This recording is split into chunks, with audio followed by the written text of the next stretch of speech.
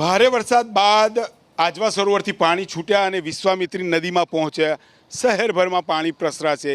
અત્યારે હું અટલ બ્રિજ ઉપર છું અને અહીંયાથી નજારો બતાવીશ.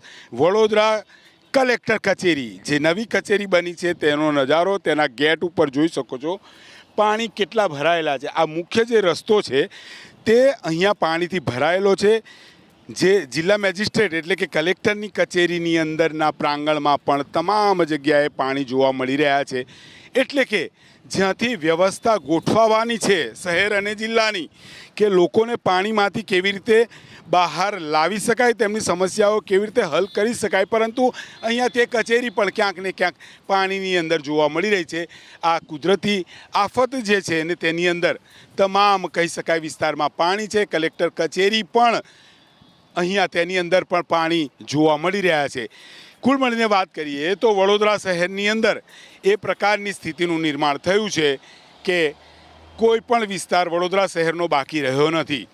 વડોદરા શહેરની આ મુખ્ય કલેક્ટર કચેરી, અગ્નિશામક જે વ્યવસ્થા કહેવાય તેની ગાડી પણ અહીંયા જોવા મળી રહી છે.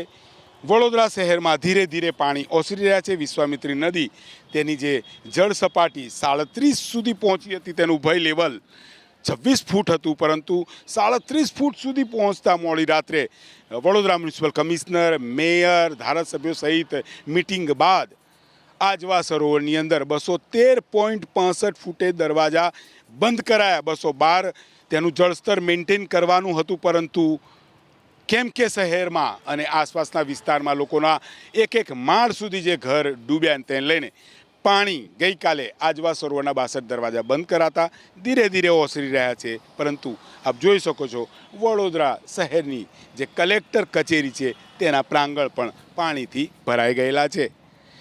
કેમેરામેન પરેશ ધોળકિયા સાથે લોરેન્સ પરમાર, એબીપી અસ્મિતા, વડોદરા. તો વડોદરા આખું ડૂબી ગયું છે. વડોદરા કોંગ્રેસના નેતા અમીબેન રાવતે પ્રશાસનને ચીમકી આપી છે. સરકારી તંત્રને વિનંતી કરું છું, વડોદરા શહેરના મ્યુનિસિપલ કમિશનર, કલેક્ટર તમામને વિનંતી કરું છું કે તાત્કાલિક કંટ્રોલ રૂમના નંબર જાહેર કરે. 4-5 એવા નંબર હોય જ્યાં નાગરિકો પોતાની રીતે ટેક્સ્ટથી, સાદા એસએમએસથી, વોટ્સઅપ માધ્યમથી જાણ કરે. સમસ્યાઓ ત્યાં સિન્ક્રોનાઇઝ થઈ અને જે તે ડિપાર્ટમેન્ટને સોંપવામાં આવે. કારણ કે અત્યારે કેઓસ છે, ખબર નથી પડતી કોણે ક્યાં કોન્ટેક્ટ કરવાનો. તમામ વસ્તુ ડાયરેક્ટ મ્યુનિસિપલ કમિશનર શ્રી કાં તો ચીફ ફાયર ઓફિસરને તો કહેવાય નહીં. હેલ્પલાઇનના નંબર્સ લોકો પાસે છે નહીં, એટલે લોકોને સમજ નથી પડતી ક્યાં મુશ્કેલીમાં હેલ્પ માટે જાય. તો તમામ અધિકારીઓને ગુજરાત સરકારને રિક્વેસ્ટ છે કે તાત્કાલિક હેલ્પલાઇન નંબર્સ અને કંટ્રોલ રૂમના નંબર પબ્લિક કરે